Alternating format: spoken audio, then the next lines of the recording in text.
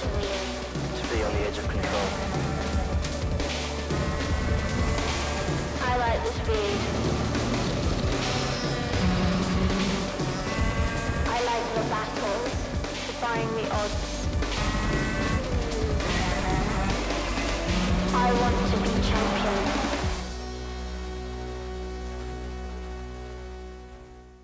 Welcome to Three Sisters Circuit in Wigan for round 3 of the Ultimate Karting Championship. As we pass the halfway stage of the season, things are really starting to heat up, as now in all classes there are drivers who have one eye on the overall title.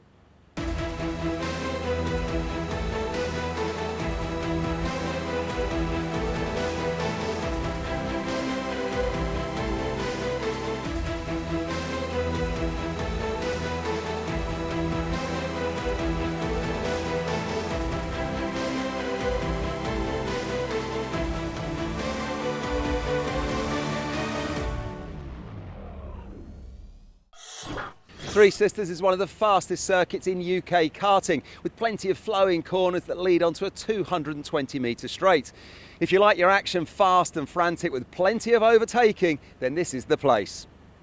And this is one of the key parts of the circuit, Luna Bend. After the short Rogerson straight, it's left-handed into Luna. The track then bends around to the right, where it's all about getting your line right and carrying your speed, because if you do, then you're going to set yourself up perfectly for the Conrod straight. A great opportunity for slipstreaming all the way up that straight and hopefully overtaking into turn 1. From turn 1, the karts exit stage left into this short incline that tests the grunt of any power plant, rising up onto the valley. A short run along the valley then sees the karts dropping down into Dunlop Bend, which is followed by a squirt around Paddock Straight into the right-hander at Paddock Bend. Then a tight left onto Rogerson's before heading back down to Luna.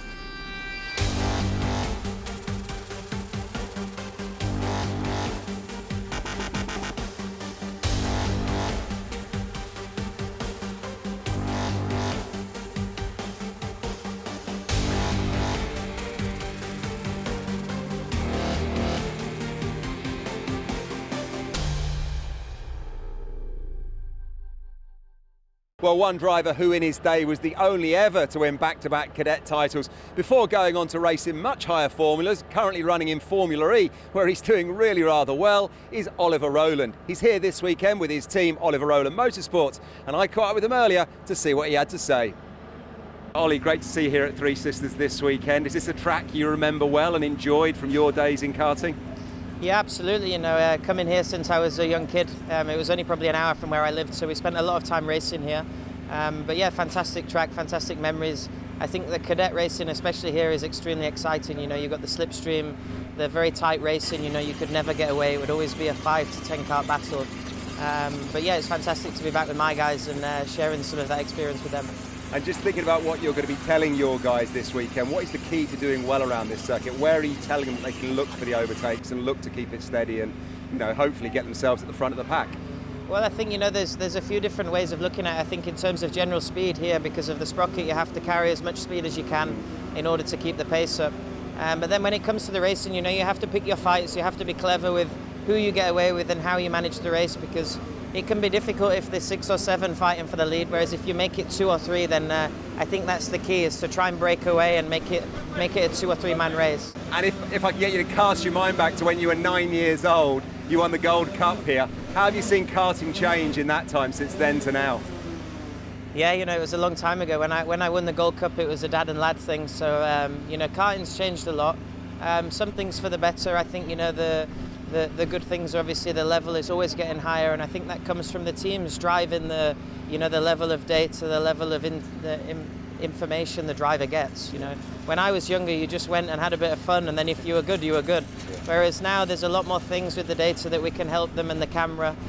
So I think, you know, the drivers are growing in the level of their performance, and it shows now, you know, in Formula One, you know, with Albon, Leclerc, Norris, all these guys, you know, they were given great tools when they were younger. And just thinking about some of the youngsters that are under your tent this weekend and under your tent this season, who are the drivers that are coming through? Who do we expect to see doing well this weekend? Well, I think, you know, we've got 3 different classes, which is actually a new thing for us. We were used to predominantly doing cadets. But I think, in the junior X30, you can see Harry Burgoyne has the speed. Just come up from cadets, doing a fantastic job. He's going to be right up there. And Fraser Anderson in Mini is just moved up to the class, so he's only very young. But he tends to be doing a good, solid job. And from him, we're looking for slow improvements. And then our two Miami guys, they're at the front, Ty and Duncan. So, they should be ones to watch, and we're hoping that they can compete for the win. And it must be as well for these youngsters that are under a tent like yours, just a great environment to be in. When you've got the kids that are doing well and are going fast, the other kids are feeding off them, presumably, and seeing what it is that they're doing that's making it right for them. Absolutely, I'm a firm believer that winning's infectious. When it's around an environment, whether it's me winning in Formula E and passing that motivation down to them, the guys at the top like Nathan, Connor here, they're passing it on to the younger ones and they're feeding off it. They want to be at the same level as them. So it's very important to structure the team with different levels of people, and it's something that I'm extremely motivated to do well. I think over the last few years we've done a good job in that, of having the young ones to feed off the older ones, and it's working well. And I'll share as much as I can and give as much as I can because I'm very passionate about it. Yeah, no, that's easy to see. And you mentioned Formula E there. You just had a fantastic, although busy end to your season. Second overall with Nissan, and you picked up your first win as well. Congratulations on that. Just tell us about that week, because that must have been a hectic weekend's racing for you. Yeah, it was a lot. We had a lot of simulator before we went there. I think we did 6 or 7 days leading up to the race, and then we did 6 races in 9 days, which I can tell you in Formula E is extremely taxing. We have free practice 1, 2, qualifying and a race all in one day, so we did that 6 times. So it was very, very tiring and very difficult mentally, but as a team we got stronger throughout. So I think, in general it was a good, obviously, to get my first win, and fantastic for the team, and hopefully now we can push on into season 7 and we can take a real championship assault. And just, that was a busy week and that was an exceptional week, but for you personally, how are you managing to fit in your commitment to Nissan and Formula E alongside your commitment here looking after the youngsters with ORM? Well, that's the thing, when I first started doing it was very difficult to manage. When I first started ORM, I was there every weekend. I was doing F2 at the time, and I was so tired because I was kart, track, dyno, back to doing Formula 2 and Formula 1 weekends. So I was very busy, but now I knew I couldn't continue like that because it would burn out. But I'm very lucky that I've got a great group of people, so the team can run without me, and that's very important. I've got, I'm very lucky in that respect. And obviously, when I can turn up and add my bit, then I will. But to be honest, half the time they're doing a better job, and I try and turn up and motivate the drivers more than anything. Is there a good vibe from the youngsters in the tent when you're around and they're looking up to you? Are they asking you about Formula E, asking you about F2 and other formulas? Yeah, I think in the beginning they do, but after a while I like them to be relaxed. I want them to see me as just a normal person, and I think they do it. We find sometimes when people first join that they're not really sure how to act, but I think after time I have a good laugh with them. I'm always playing around with them. They're a good crack, so we have fun, and I'm just a normal guy living my dream, and I'm trying to share some passion with them, so we have a lot of fun. I'm sure you do. And last question, the weather's a bit inclement this weekend. Are we looking at a dry final or a wet grid, do you think, come finals? It's difficult. The weather for today was already meant to be raining, but it looks better, so let's see. I think we're very well prepared for both conditions. For us, with our slightly more experienced guys, I think we'd look forward to a wet race, but rain or sunshine, we'll be going for the win. Ollie, thanks so much for talking to us. Thank you very much. Well, join us after the break when we'll be bringing you the first final of the weekend. Kicking us off out on track then are the Honda Cadets, for drivers just 8 years of age and upwards, for whom ambition is more than just a team name.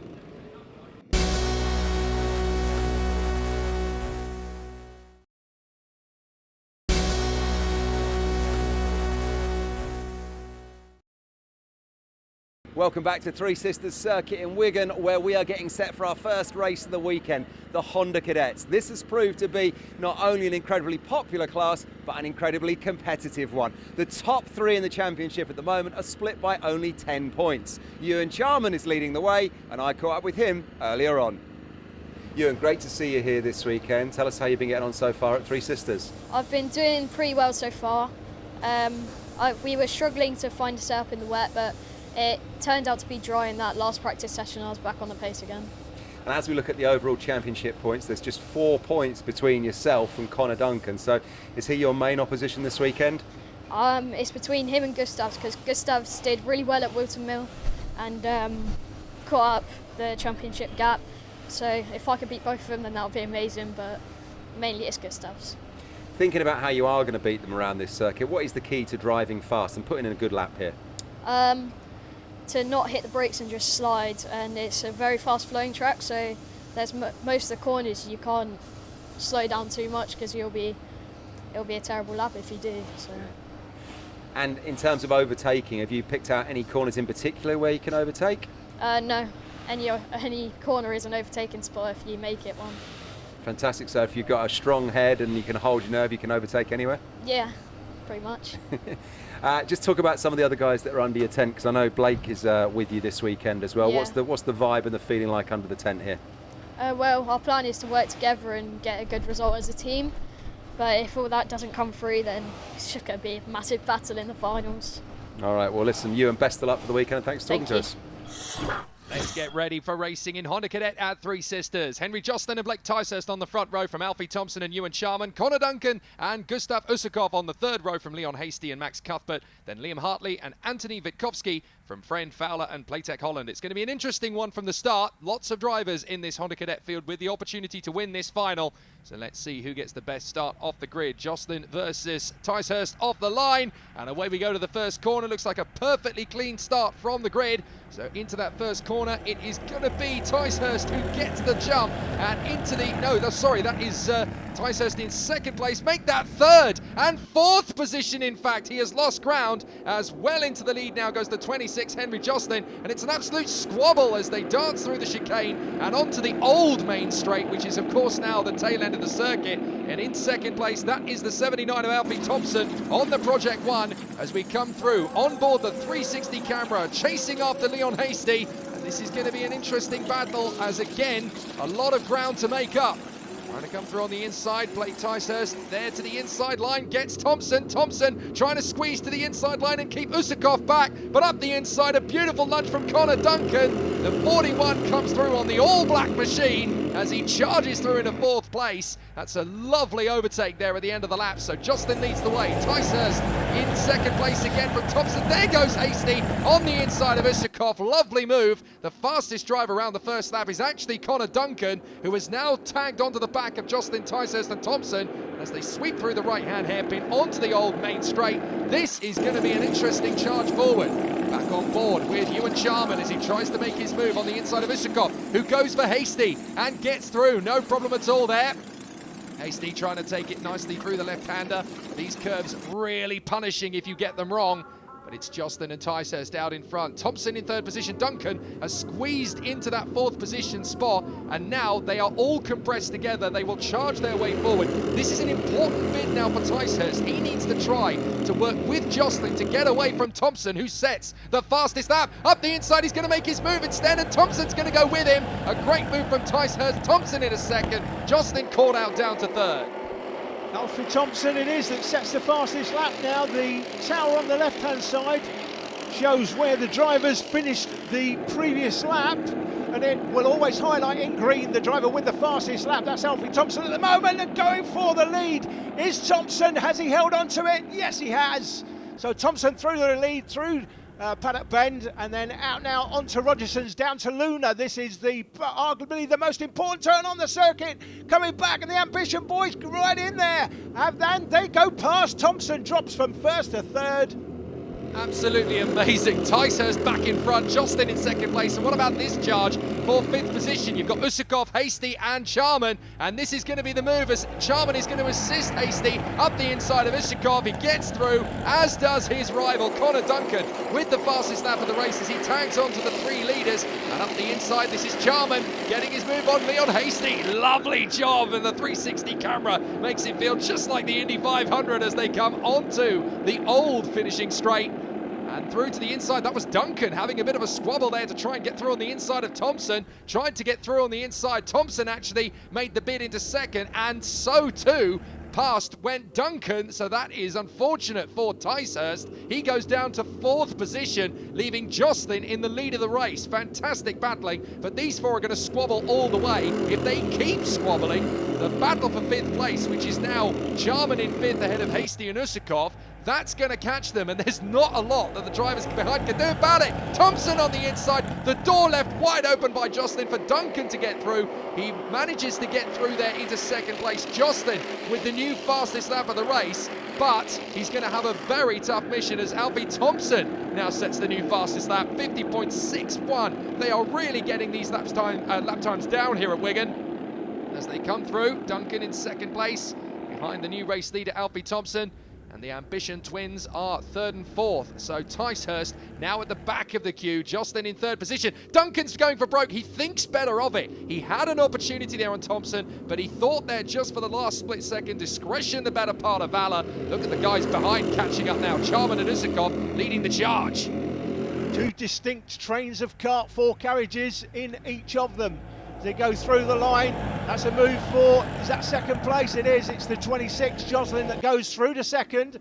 So it's Thompson that leads it with the fastest lap so far over the valley. And the second group of 4 getting closer, Jake.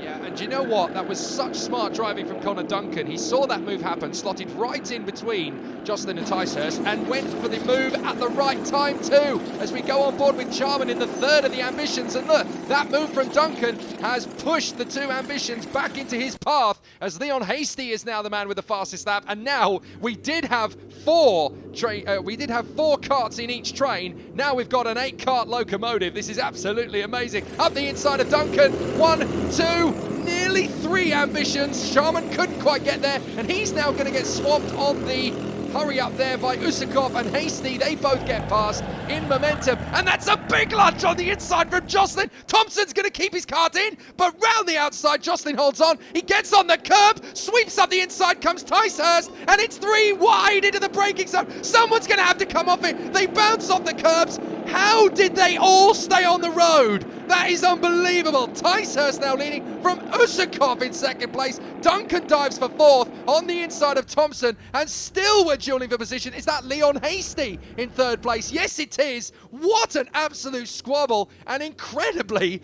all 8 of them somehow stayed on the racetrack, and they are all still in contention for the victory. So out in front, no major problems for the man up in front. Ticehurst managing to get the jump on them in the middle of that squabble. He retakes the lead of the race, but now there's a proper charge from Usakov and Hasty as they come through in 2nd and 3rd, and now it's 3 very different men dicing for the lead. 5 drivers trying to catch them. Duncan in 4th from Thompson, Jocelyn, Charman, and Cuthbert is the other man in the equation. That is the 34 of Max Cuthbert. Oh, a big front wide Thompson over the curb, and he's actually gesticulating to the guy in front. What were you doing? So he's going to have some support from Max Cuthbert to get further in front of Ewan Charman. Charman slices back on the inside to maintain position, but Alfie Thompson feeling very hard done by there. These new 360 cameras, Jake, they remind me very much of when we brought the drone into cover karting years ago, 2013 I think it was now. It was a whole change in production level for the sport, and the 360 cameras clearly are adding to that no end. Stu Stratton doing a grand job for us this weekend on the cameras, and what a difference it makes to the coverage. Certainly does. These guys are future Formula 1, Indy 500 and Le Mans winners, so they may as well feel like it from an early age. There's Hartley and Witkowski in front of Friend, and then you've got Fowler and Patek Holland still keeping going. All 13 drivers still running the race. Good to see. Forward again with Jarman. That's Alfie Thompson in front. A man already fairly frustrated with the way this race has played out. But it's not done yet, and there's still quite a lot of charges to come. Usakov all over the back of Ticehurst, and he's trying to get away. He's trying to build a gap from Leon Hasty in 3rd place. Duncan and Jocelyn very closely marked there in 4th place. They're working together. Hasty a little bit of a twitch out of the right-hander, and now as they come onto the main straight, there's going to be a chance as here comes Jarman on the inside of Thompson. Thompson looking to his right. There's not a lot he can do. Jarman's going to sweep by, no problem at all for the 42 as the Ambition gets into 6th position. So now it is Thompson down to 7th and Cuthbert in 8th place. But these two dueling away for 3rd position behind the 2 leaders. Ticehurst and Usakov leading the way. For 3rd place, it is now Leon Hasty. It's Connor Duncan, isn't it? Hasty was in 3rd, is now down the order. So Connor Duncan trying to get his way through to second place, but he's going to need the assistance of Jocelyn to get there. Hasty down to 5th position because they both managed to get him on the way to the first corner. Henry Jocelyn, the fastest man on track, 50.45 seconds for the lap. But this is now where Usakov is going to start making his bid on Blake Ticehurst. There is a little bit of an advantage. Look at the run that Sharman's got out of the final turn on Leon Hasty. See you later, alligator. Dives past. No way he was going to lose that run, and so now he's in 5th position. He went from 7th on the last lap to 6th, now from 6th to 5th. Perhaps a podium is on the cards. He's got a really good charge of it, and the fastest lap of the race as well, 50.407. But he's got 3 SFR drivers right on his 6th. This is going to be a very tough fight. Thompson now trying to find a way through on the inside of Ewan Sharman as they come through. Oh, and he's found the gap on the inside line. Oh dear, that's all gone wrong for Sharman. Oh, he's dropped back to 8th position, and he is livid. Did you see what he did to me? Absolutely fuming at that one, but Thompson had the inside line, so he manages to get the sweep through. Leon Hasty's right on behind him, and Max Cuthbert's there as well, so the team are going to join forces. Look at how much momentum he's lost, though. Ewan Sharman down in 8th place. He's going to spend the entirety of the rest of this race, and there are not many laps left of it, trying to get back into the hunt. Having fought his way up to 5th position, that podium chance has definitely taken a hampering. And look at this, Alfie Thompson, the leader of the squadron. Come on, chaps, let's get after the top 4 as they join forces to try and close down a fairly sizable gap. That's a full second back to Duncan and Jocelyn. That's not going to be easy with the time we've got left. But Ticehurst and Usakov are right there in 1st and 2nd. Duncan and Jocelyn still running well in 3rd and 4th. The money on this one, the smart money, could well be on either Connor Duncan or Henry Jocelyn. We've got the 2 leaders here, but they haven't got a massive gap over the first 2. Once they start fighting, it's the guys in the second pair that have a genuine chance to break through and try and grab a victory here. It's not going to be easy. So, Usakov has to play smart here. Still tagged in behind Blake Ticehurst, wants to stretch away, but he's not going to do it because Jocelyn and Duncan, working together, have now got right onto the back fairing. This is going to be an interesting one, as all 4 of them will squabble, but don't think for a moment that the SFR trio behind are out of this. They've got a great chance. Duncan going for a very late move on Gustav Usakov into the right-hander, and he's made it stick. That is one heck of an overtake at the bottom of the straight there. He turned in and made the move as he turned, essentially. That's the last possible moment to get that move on, and he's nailed it to the mast. Very good move from Connor Duncan, and now he's only got 1 man to pass. Get back into the lead. Here comes Jocelyn. Oh no, Usakov! Goodness me! Usakov shut the door at the wrong moment, and Usakov rolls the car. Now that's going to be a very sore shoulder in the morning. Oh dear, he's okay, but that's definitely going to be a red flag incident. Indeed it is. So Gustav Usakov, goodness me. That's a big moment for the championship contender. Let's have another look at it. Jocelyn gets on the inside, and it's front wheel connects with rear wheel. There is nothing either driver can do about it at that point, and Usakov gets flipped. It's a really bad accident now. It's worth noting at this point with the red flag coming out. Now, if the race wasn't 75% over, he would not have been allowed to restart, but because it was 75% minimum completed distance, the result is declared. It goes back a lap, and Usakov holds on to 2nd. Well, Blake, fantastic racing there in the Honda Cadets. You got yourself out in front, and you had to hold on to that position for a whole lot of laps. You must be thrilled. Yeah, I am. Tell us a little bit about the race from where you were sat. It was a really big dogfight for the whole race, but I came out on top. Did you know what was going on behind you with the incident with Gustav at the end? I didn't see it, but apparently it was very bad. Yeah, it was. How did you manage to keep your head throughout the main portion of that race? I don't know. I was just fast throughout the whole race and tried to keep my position, which I did. Well, huge congratulations. Are we going to see you at the next one at GYG? Yes. I would like to thank Ambition Motorsport, Project One Racing and Mike Bontoft. This class is going all the way to the final round. Just 4 points separate Blake Ticehurst from Ewan Sharman and Connor Duncan, with Usakov's 1 point further back and Henry Jocelyn not far away either. Join us after the break for more race action.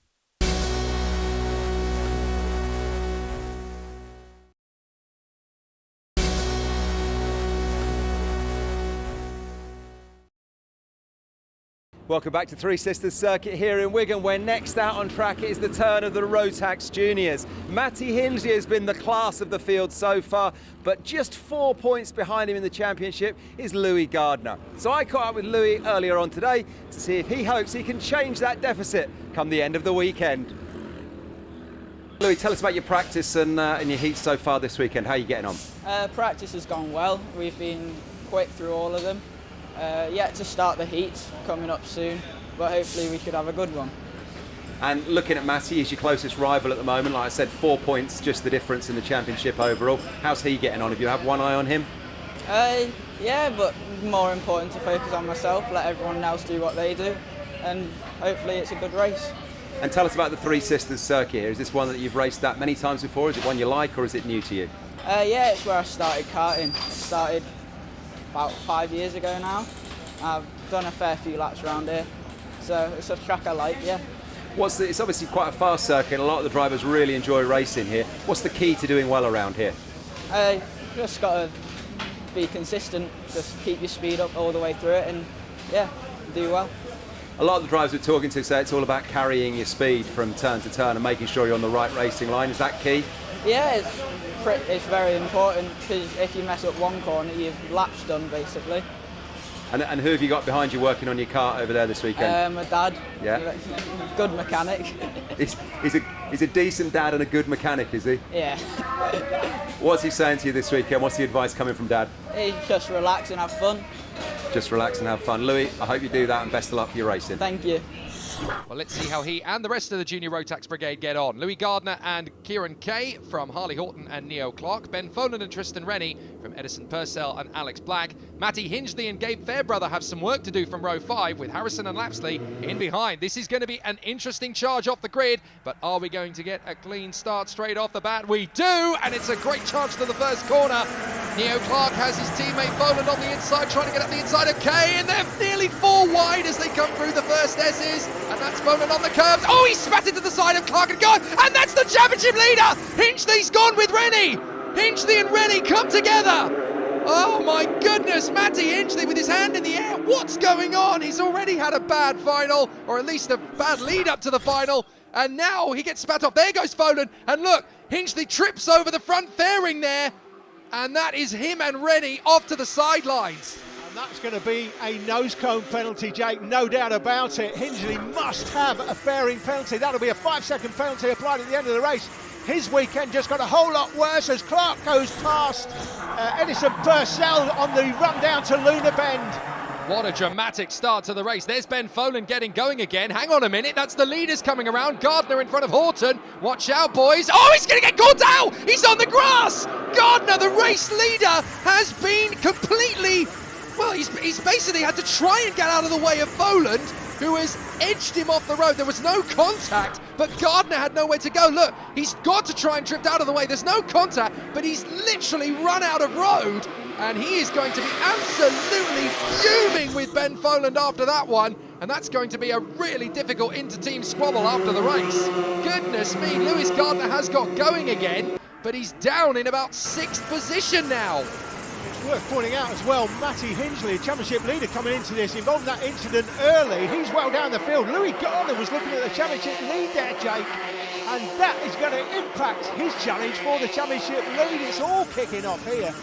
And of all places to do it, at the speed cathedral that is Three Sisters. Nice move on the inside from Neo Clark. That's going to put him past Horton. And now he's into 2nd place. He's got sight now of Kieran Kay, the race leader. So it could be a very interesting battle for the victory. But I would not want to be Sam Pollitt right now, because he's got 4 or 5 drivers to try and organise at the end of a race. One of them could well be jubilant.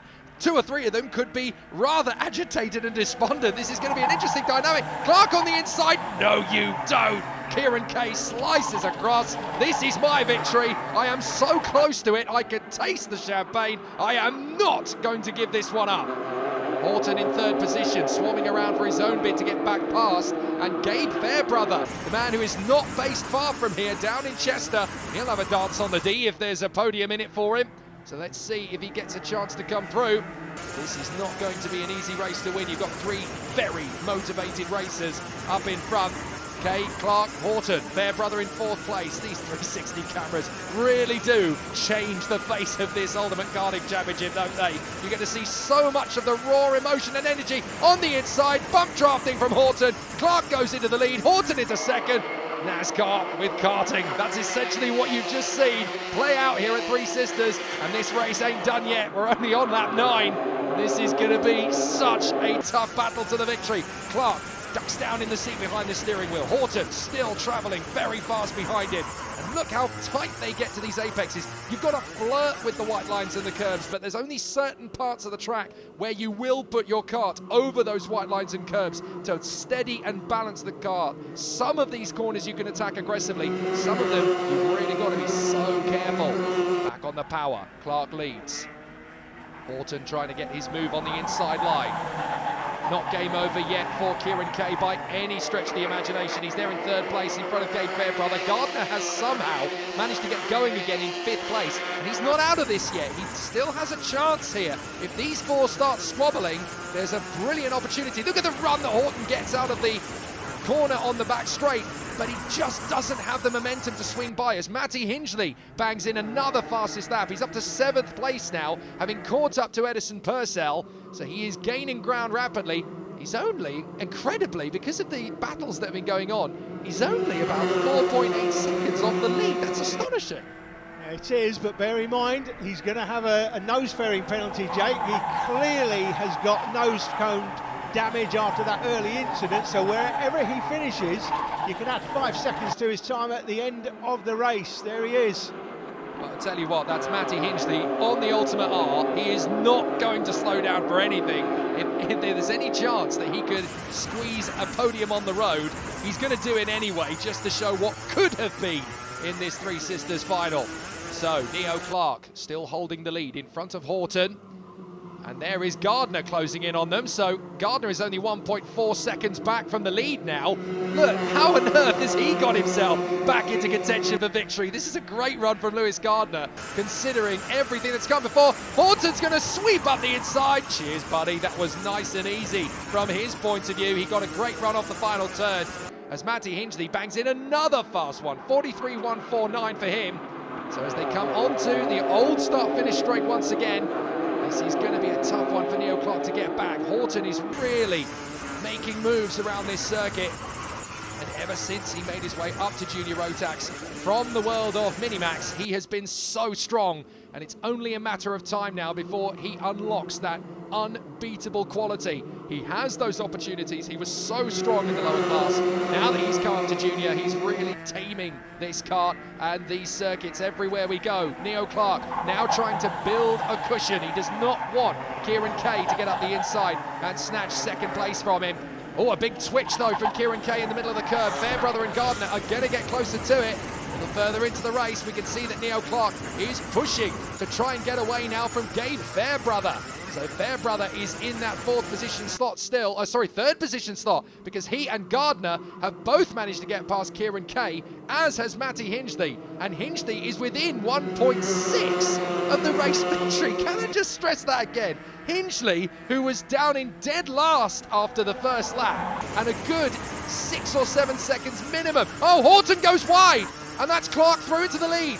That's the first major error we've seen from Harley Horton in this race. He just drifts slightly wide, and that's enough to give the gap to the new race leader, Neo Clark. Gabe Fairbrother's right there in 3rd, but his teammate, Matty Hingley, has got up into 4th position. Lewis Gardner has dropped back into 5th place again. So Hingley's come through. There he is, 4th position in the 11. Now Gardner has dropped back in position. So there is a genuine chance that he could get on the podium, at least on the road, if not in the official results, especially if these 3 start squabbling into the last lap, which they do. Fairbrother's going to dive on the inside of both of them. What a move from Gabe Fairbrother. Absolutely astonishing. And Clark is going to try and hold on to this 2nd place in front of Horton for the next corner or so.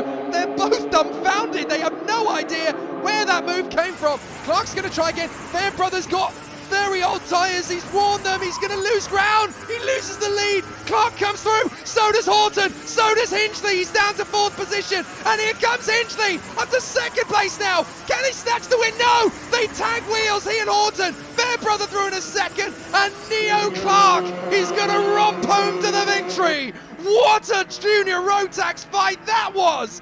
Brilliant. And Neo Clark swamps it. That was such an incredible final lap.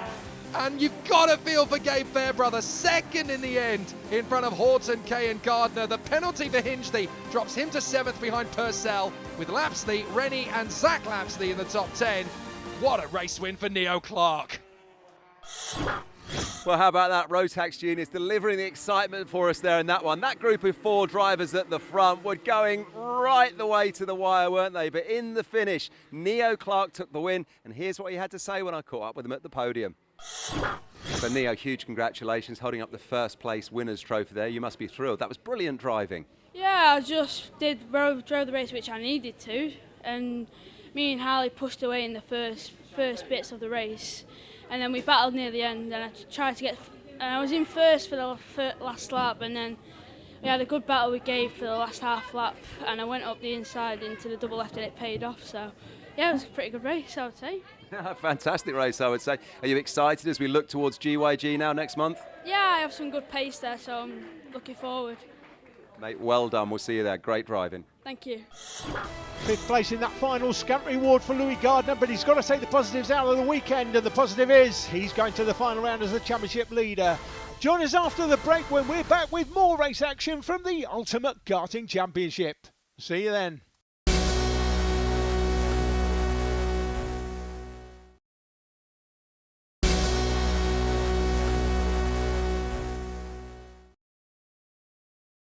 Welcome back to Three Sisters in Wigan for our last race in this programme. It's the senior Rotax class, and one man who's proving that consistency is the key if you want to win a championship is that man in the picture right there. It's James Lingard, the championship leader.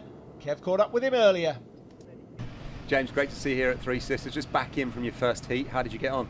Really good 1st heat. We just come 2nd in that one. The pace is good. Looking for some more good results for the rest of the weekend. Yeah, brilliant stuff, and proving that consistency is the key this year so far. Yeah. You did well obviously at Rowler, but you did even better at Wilton Mill, and as far as the points are concerned at the moment, you're top of the championship, leading by 5. Yeah, that's it. Consistency is everything. I mean, we've not had a final win this season so far, but we're just consistently up there and making good points. And as always, who's looking after the kart here this weekend with yourself? My dad is on the tools like always, doing a really good job. Can't thank him enough for everything that he does for us. Yeah, and I think when we came by earlier, you were doing a little bit of an axle change. That was a bit of a testing moment, wasn't it? We had quite a rush changing the axle before the last heat. We only just managed to get it done before the 1st heat, but it was a good change and it made big improvements. And you've slotted into this circuit again fairly well, obviously, in that heat, because you haven't been here for a little while, have you? Yeah, it's been about 5 or 6 years since we've been here, to be honest. So it's taken a while to get back into it, but we're enjoying it and love the track, yeah. And just give us a quick word about the circuit. Where's it quick? Where can you overtake? Where do you think the most important areas are? I mean, this enormous straight down the back's a really good overtaking opportunity for that 1st corner. Also, the old start-finish straight, the 1st corner into there is quite a good place to overtake. All right, well, listen, best of luck, and I hope it goes well. Thanks, James. Yeah, cheers. Pole position for James Lingard, Miles Barthorpe alongside him from George Smith and Jake Gresty, then Ryan Garvey and Travis Coyne, Chaz Heighton and Thomas Aiken, and Steve Gilly alongside Matthew Scaife. This could be an interesting one. Barthorpe versus Lingard is always an interesting fight in 2020 UKC. Just how close is it going to be here at Three Sisters as they come off the turn and they're going to charge their way forward? So it's time to race at Three Sisters, and what a start from Lingard. The inside line absolutely mugging the outside line. No problem at all, as on the inside it's a bold lunge from George Smith and he gets through into 2nd place. No problem at all off the line. And James Lingard has already about 6 kart lengths. So what can Miles Barthorpe do? He is currently stuck in behind Ryan Garvey, but it's not going to be long before Garvey has his sights set on George Smith. So Smith, Garvey and Barthorpe, and then it's the 79. They're in 5th position. Jake Gresty from Sale, not far away from here, of course. So as they battle in position, this is going to get quite tricky for Smith. He's got a tough racer behind him trying to come through. Here's Miles Barthorpe, loving the British livery of that race suit of his. He represented Great Britain, of course, in the Rotax finals last year. On the inside, lovely move from Gresty as he gets through. Of course, local knowledge definitely benefiting Jake Gresty. He knows this place as if it were his back garden. So Miles Barthorpe chasing after Gresty with the 360 onboard camera. There's a big wobble from Smith, who's lost ground. He boxes in Gresty. Barthorpe tries to get on the inside line, and he can't quite make it happen. Dear, oh dear, it's going to get very tight and twisty in these corners, but this is heaven sent for James Lingard. Look, he's just disappearing out front. He's already got himself a nice little advantage. If that extends to a second, the rest of these drivers are battling for second. As we heard earlier in James's interview, it's about consistency. And nothing more consistent than winning it, and winning it by a mile at the moment. He's had a couple of second places so far, but that's good enough for the championship lead. Jake Gresty there on the 79 car, an absolute specialist at Hooton Park, not far from the circuit here at Wigan. He tends to romp away at Hooton Park when he races, not today. And Travis Coyne managed to get the move there on the inside of Miles Barthorpe. He gets up into 5th position, on board with Barthorpe once again. And this is not going to be easy for the youngster, the number 24, on the Cosmic chassis to try and fight his way back into position. Here comes Gresty on the turn. Loving his absolute audacity around this place. When you've got the authority and the knowledge in the circuit, you can really make these lunges. Smith is, oh! Just as I say that, he makes the move on the inside of Smith. Smith closes the door. Gresty thought he had that move done, but Smith wasn't about to give him the space, and it's all gone wrong. Look, he's got the line up the inside. This is a stereotypical overtake. He's got the inside line, but Smith carries the speed around the outside, closes the door, and they've both gone straight to the scene of the accident. They can both carry on, but Gresty is unable to actually get the car moving, so it's game over for him. And George Smith tumbles down the order. What a shame. Now here comes Travis Coyne. That's given him a chance of second. And he's only gone and grabbed it. So now we continue on further into the race. Barthorpe for the inside line. Tries to get up the inside of Garvey. And this is for 3rd position because Coyne has set about chasing after James Lingard and has caught him. Look at that. There's not a lot in it at all now. So Lingard just trying to stay as solid and as metronomic up front as he can. But when you've got a pack of dogs chasing after you, you really don't want to be the lad carrying the bacon in the back seat, because these guys really want a piece of him now.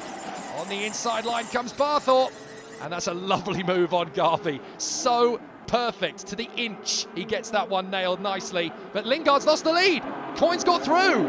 So Coyne has managed to get him, and Lingard runs wide. He's pushing so hard here to try and get back into position, literally whisking the edge of the tyre barrier on the left side there. That could have been a monumental accident, but he just keeps it out of the wall. And when you have an accident there sideways in the tyres and you get spat out, it's like being in the middle of a roller coaster whirlwind. You have no idea which direction you're going to face when you come back on.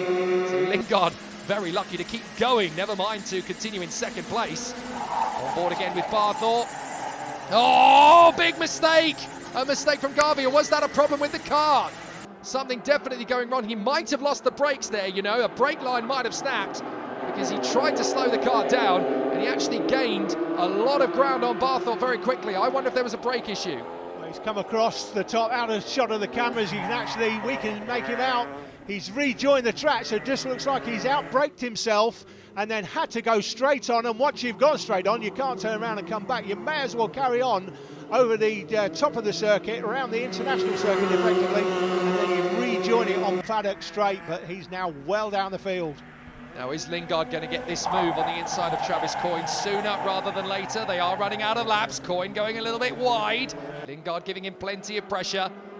At this place, you don't make the overtake unless you know you're going to get it nailed, because the next 3 or 4 corners are compromised whether you make the move or not. And especially with the likes of Barthorpe and Highton closing up, he could get the lead, but then eventually lose 2nd or 3rd based on the momentum you lose.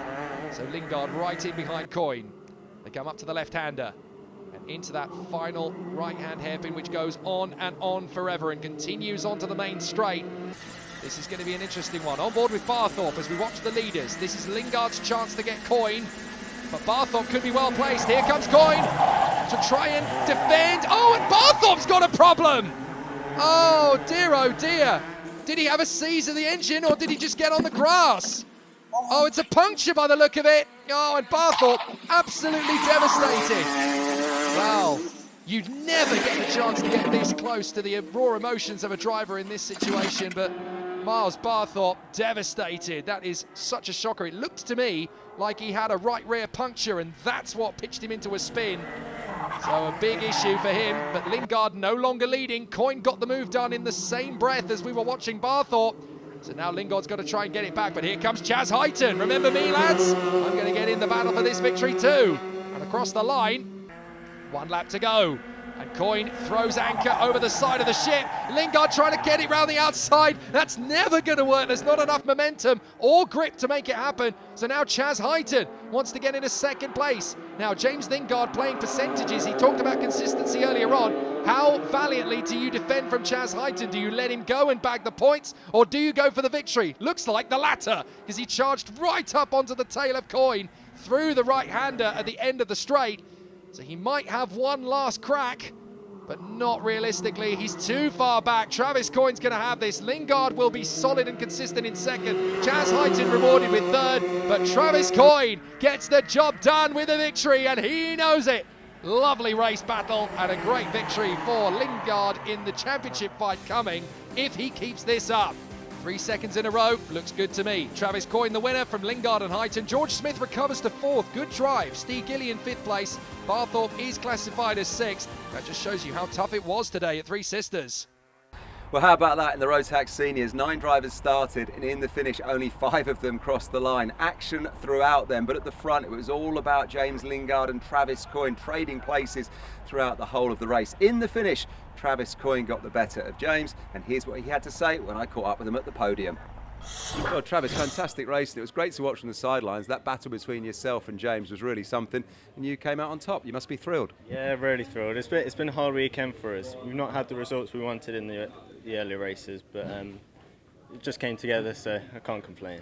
You were going like, wheel to wheel and bumper to bumper for most of it, but you kept your head and got it done at the end. I mean, were you aware at any point that James was going to maybe get the better of you? Yeah, I mean, well, James is a top-class driver. You've always got to think about it. I defended into the last lap. I did all I could, so I'm happy with that. Looking forward to GYG? Yeah, really looking forward to it, yeah.